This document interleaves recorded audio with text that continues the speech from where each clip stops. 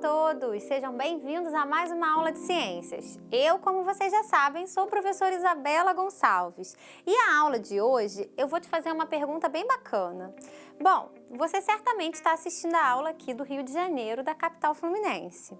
E eu pergunto para você, você tem ideia de qual ecossistema que nós estamos habitando? Qual é o ecossistema que nós estamos convivendo e interagindo e por muitas vezes explorando? Bom, acertou aí de casa para quem falou Mata Atlântica. E é sobre o bioma Mata Atlântica e o Pampa que falaremos na aula de hoje. Vem comigo! Bom, agora falaremos de todos os biomas brasileiros para vocês relembrarem. Temos a Amazônia, o Cerrado, o Pantanal, a Caatinga e especificamente na aula de hoje abordaremos a Mata Atlântica e o Pampa.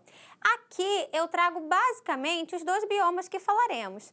E por essa imagem que está colorida somente a Mata Atlântica e o Pampa, vocês conseguem perceber a sua distribuição e a sua ocorrência. E nós estamos ali, né? Então eu trago essa paisagem bem bonita do nosso estado, né? Na verdade do nosso município, aqui da Floresta da Tijuca, representando aí a nossa Mata Atlântica.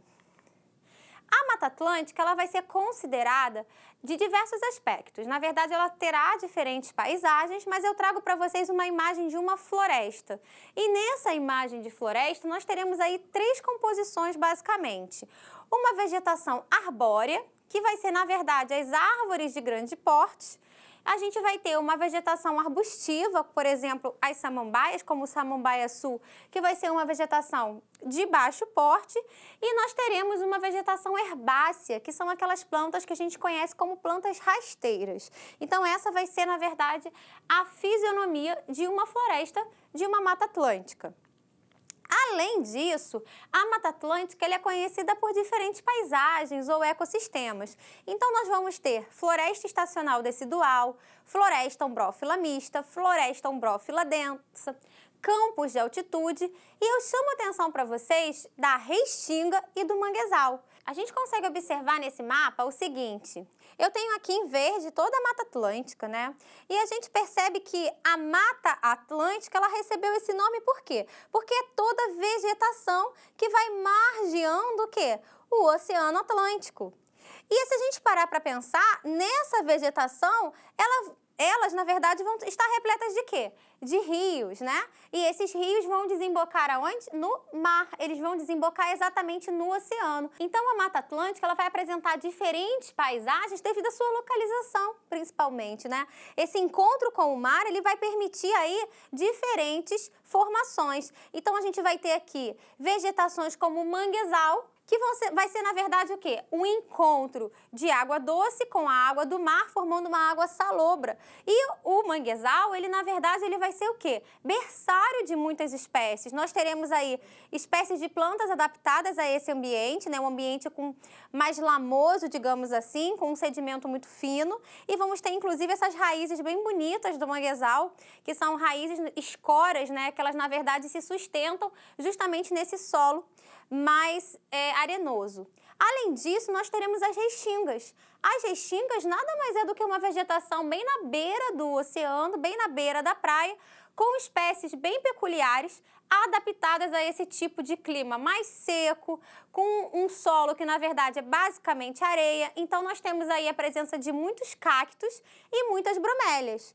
Eu trouxe para vocês um exemplo bem bonito e uma imagem, né, na verdade, simplificada de uma restinga. Olhem aí, vocês percebam nesse esquema que temos aí espécies de cactos e de bromélias, justamente representando esse ecossistema. Agora eu vou fazer uma pergunta. Aonde aqui na cidade vocês conhecem algum lugar que tenha restinga e que tenha manguezal? Pensaram aí? Pelo menos uns 5 segundos para vocês pensarem. Bom, eu vou trazer algumas dicas. A gente tem aqui a Baía de Guanabara e no fundo da Baía, né, até mesmo ali na região da Ilha do Governador, nós temos regiões de manguezal, bem pouco, mas a gente tem ainda na Lagoa Rodrigo de Freitas e a gente tem uma região na Zona Oeste chamada Barra de Guaratiba que tem ainda uma concentração grande dessa vegetação de manguezal, com muitos caranguejos, isso mesmo. Então, se der para vocês darem uma passeada por ali, é muito legal.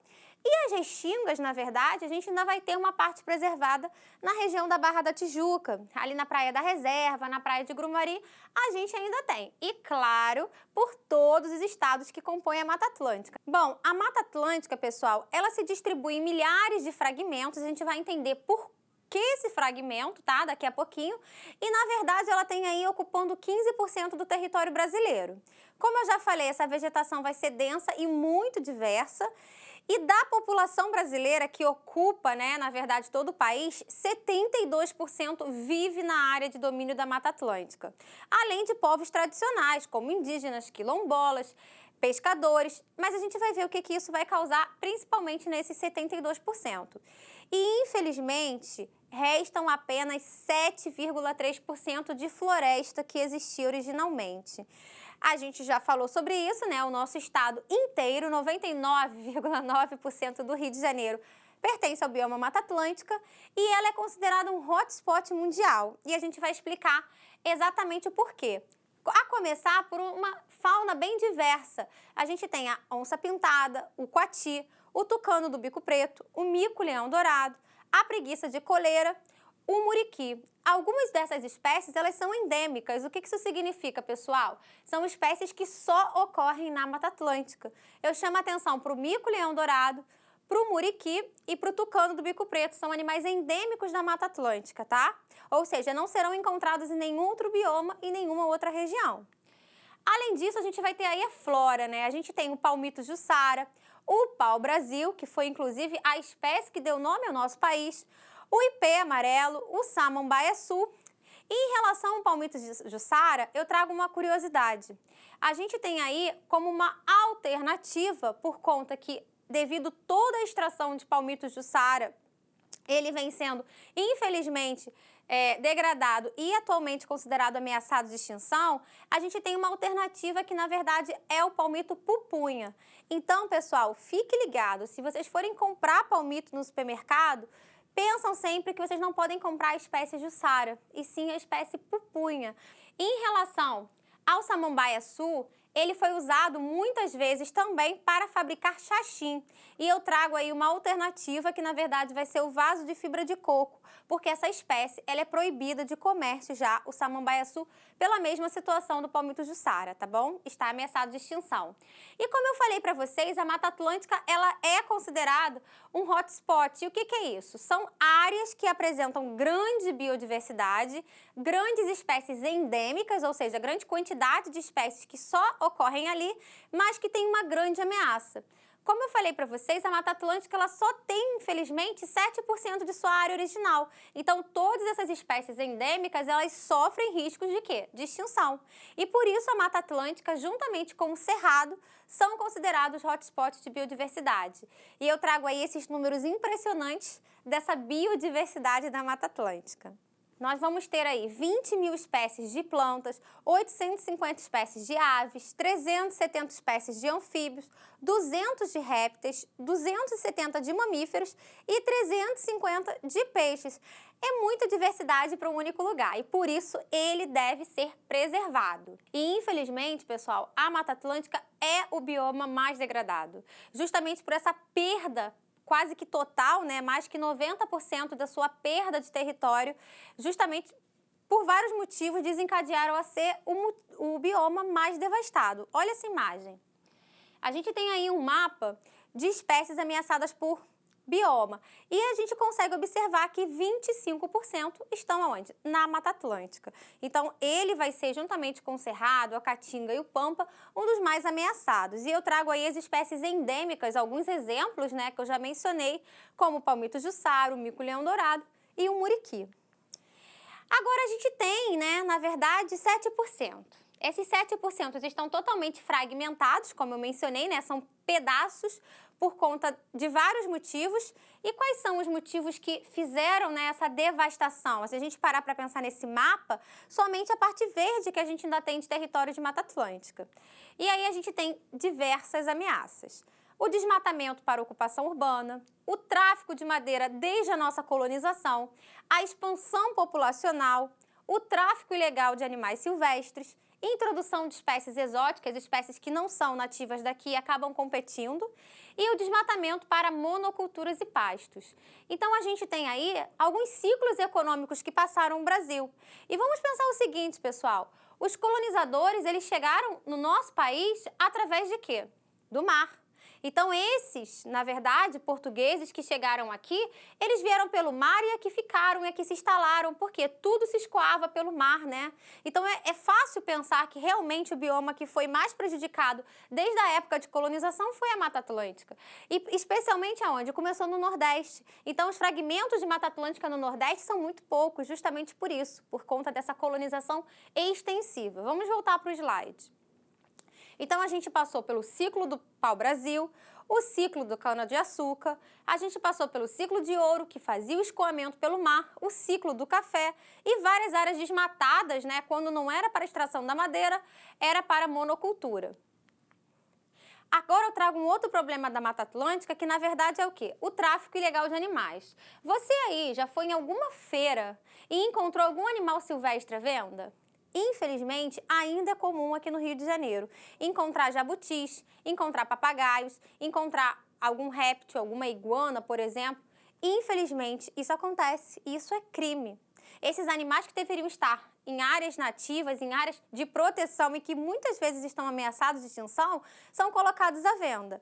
E a melhor forma que você tem de combater isso não é comprando o animal por conta de pena. Infelizmente, é não alimentando esse ciclo, porque se você não compra nem o seu vizinho, nem um outro, aquele ciclo ele vai tender o quê? A parar de funcionar, ok? Bom, mas nem tudo está perdido. A solução sustentável para a Mata Atlântica tem várias. A gente tem aí, na verdade, espécies que podem ser usadas como medicamento. A gente tem aí produtos, na verdade, que podem ser usados para pesca, para artesanato. E eu chamo a atenção aí do ecoturismo. Aqui no Rio de Janeiro, a gente tem a região da Floresta da Tijuca, né? Apesar de ser uma mata secundária de Mata Atlântica, né? Não é a mata nativa, ela, na verdade, foi reflorestada. Mas a gente tem aí como uma excelente opção de preservação, o turismo de forma sustentável para a nossa Mata Atlântica. E agora chegou a vez dele, né? Não é que seja o último, mas não deixa de ser importante por isso. A gente tem aí o Pampa. O Pampa vai ser um bioma exclusivamente do sul do nosso país. E ele, na verdade, não vai ser encontrado somente no Brasil. Ele vai ser encontrado também no Uruguai e na Argentina. Se você olha essa vegetação do Pampa, parece que é uma coisa meio monótona, um monte de grama, um monte, na verdade, de relevo mais acidentado, mas não é muito por aí. O Pampa ele vai ser composto por uma planície e um planalto. Então, vocês vão ver regiões mais altas, né? E regiões mais baixas e vegetações bem típicas dentro desses ambientes. A gente tem aí sua localização. A gente vai ter a vegetação, vastos campos de gramíneas que vão crescer no sul e um clima muito mais frio. Apesar de ter essa paisagem bem monótona e parecer que é tudo grama e tudo apenas uma espécie, vocês viram no slide, eu vou voltar para vocês. Os cientistas já catalogaram mais de 400 espécies de gramíneas. Então, a grama, apesar de ser parecida, elas são diferentes, são espécies distintas e por isso ele é importante de ser preservado. O Pampa apresenta como biodiversidade o ratão do banhado, a babosa do campo, o tuco-tuco, o gato do Pampas e o graxaim. E, infelizmente, assim como a Mata Atlântica e tantos outros biomas, o Pampa também vem sofrendo muitas ameaças. As principais estão na pecuária extensiva e na monocultura da soja. Então, esse terreno de planícies e planaltos acaba facilitando essa pecuária extensiva e a diversidade de gramíneas. Além disso, a monocultura da soja, ela se faz presente nesses ambientes. Inclusive, pessoal, a soja, na verdade, a gente tem que pensar o seguinte, apesar de nós não consumirmos aqui, né, com muita frequência, é um grão utilizado majoritariamente para a fabricação de ração desses gados. Então, além de ter lá uma vegetação que vai facilitar a pecuária, eu tenho ainda a plantação de um alimento que pode ser exportado, mas que também pode ser usado para fabricar a ração desse animal. Então, a gente tem aí dois problemas associados ao Pampa. E o que a gente pode fazer para melhorar essa situação? Olhem aí. Eu trago como possíveis soluções uma pecuária integrada, onde você, na verdade, integra espécies de vegetais e espécies de animais, no caso, os gados e até uma monocultura, mas de forma integrada, não liberando áreas distintas, né, para fazer esse tipo de cultivo, esse tipo de criação. E também a pecuária intensiva. O que significa isso? É você isolar uma determinada área e não liberar de uma única vez toda aquela vegetação para o gado, porque ele vai ficar concentrado em uma determinada área, de forma que as demais elas vão ter um tempo de recuperação e você não vai precisar ocupar uma nova área para colocar aquele gado. Bom, pessoal, a aula vai ficando por aqui, mas eu espero que vocês tenham aprendido muito sobre a Mata Atlântica e o Pampa e eu te vejo na próxima. Tchau, tchau!